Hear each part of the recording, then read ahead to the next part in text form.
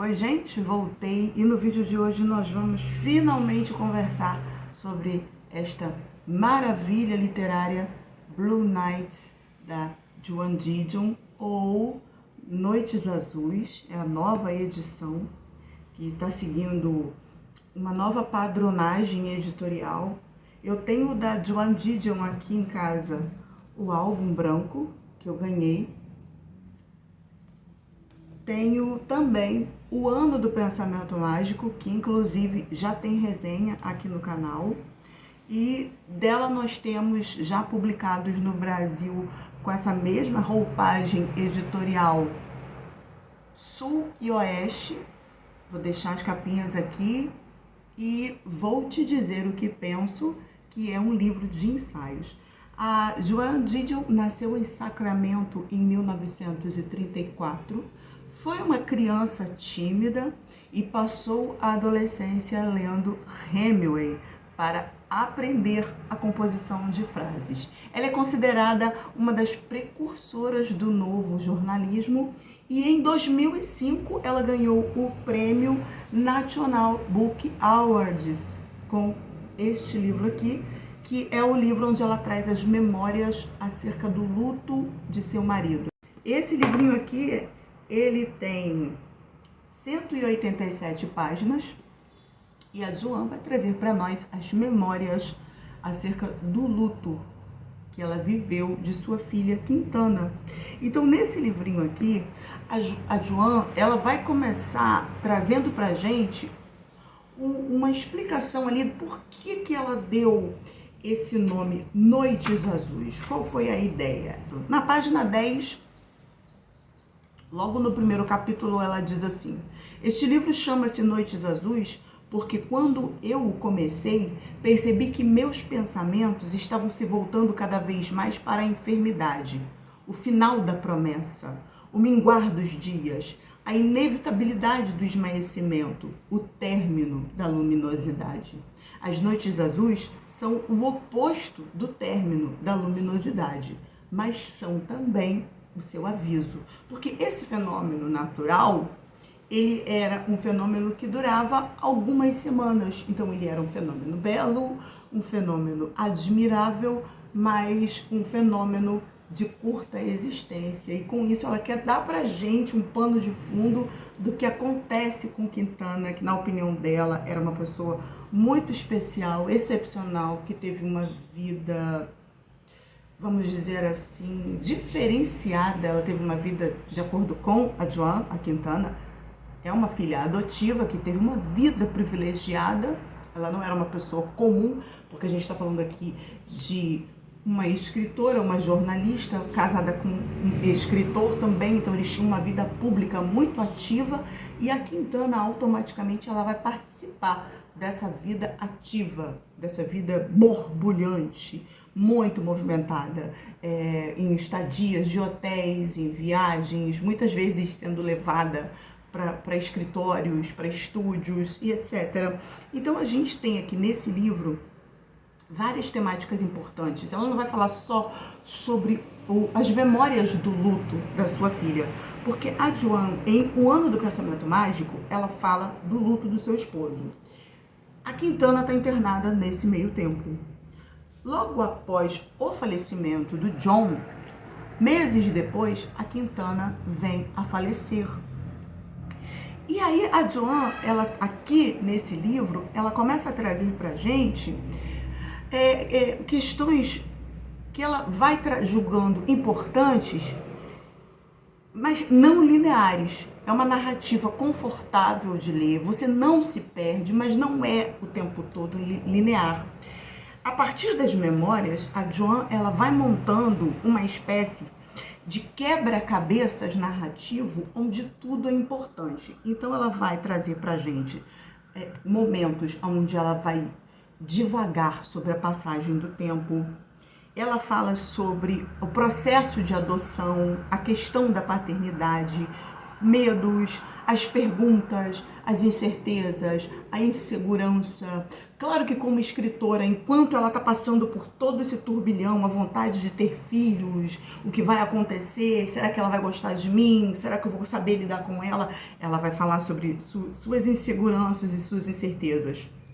Sobre o processo da escrita, fala sobre ter medo de perder a filha, fala sobre a fragilidade, sobre a doença da Quintana, recorda momentos da Quintana em sua infância, os primeiros meses, os primeiros dias, os primeiros anos, as brincadeiras, traça paralelos assim muito interessantes acerca da perda, da importância do momento. Ela vai, em alguns momentos é linear, em alguns momentos ela vai devagar sobre seus pensamentos e suas memórias, mas nada que seja desconfortável. A leitura é o tempo todo muito confortável e eu tô percebendo que eu tô me utilizando muito desse termo para falar de certos autores e eu vou me utilizar dele também para falar da Joanne. A Joanne é muito gentil em sua narrativa, ela conversa com a gente sobre o luto de uma forma muito única e enquanto a Joanne está se lembrando de algumas questões importantes, eu separei aqui alguns trechinhos para ler para vocês. Ela vai trazer para a gente a importância de prestar atenção. Porque ela só se dá conta de coisas, infelizmente, eu acho que isso acontece com todos nós, depois que a Quintana se vai. Aí na página 38, porque ela vai trazer aqui, em diversos momentos dessa narrativa, a questão da importância de prestar atenção. E aí ela tá ali nas suas memórias, ela tá pensando, ela tá divagando em algumas coisas, ela tá lembrando de alguns momentos, de algumas conversas, e ela diz assim: seria eu o problema? Teria eu sido sempre o problema? Na nota que Tony incluiu quando me enviou algumas fotos, meses atrás, ele dizia que cada uma das imagens representava algo que ele havia visto nela. Em algumas, ela está melancólica, olhos enormes fitando diretamente a lente. Em outras, ela está ousada, desafia a câmera. Cobre a boca com as mãos, esconde os olhos com um chapéu de sol de algodão de bolinhas. Caminha pela arrebentação até o mar, morde o lábio enquanto se balança em um galho de espirradeira. Algumas dessas fotos me são familiares.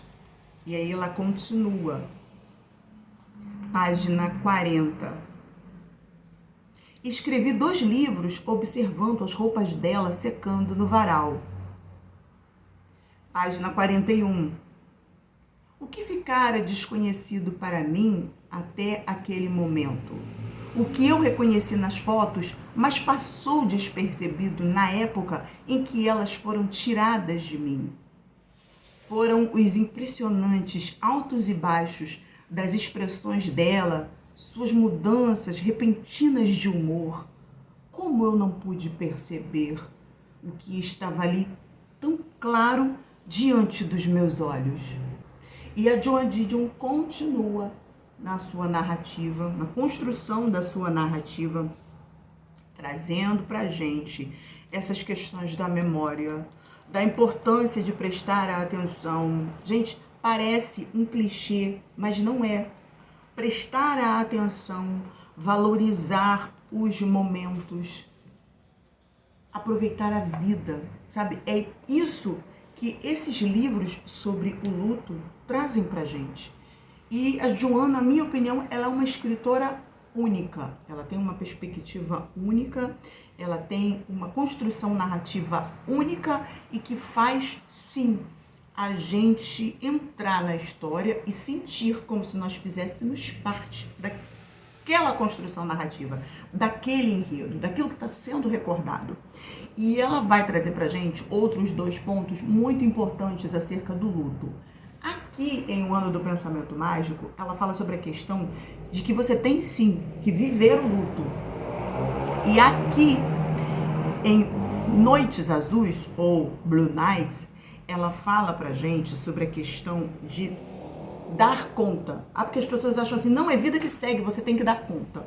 Na página 168 ela diz o seguinte: naquela noite, quando a peça acabou, parecia evidente que eu tinha conseguido manter o embalo, mas eu pagaria o preço por isso. Esse preço sempre fora previsível, mas somente naquela noite comecei a expressá-lo em palavras. Uma frase que me veio à cabeça naquela noite foi: fazer um esforço. Outra foi: além da resistência.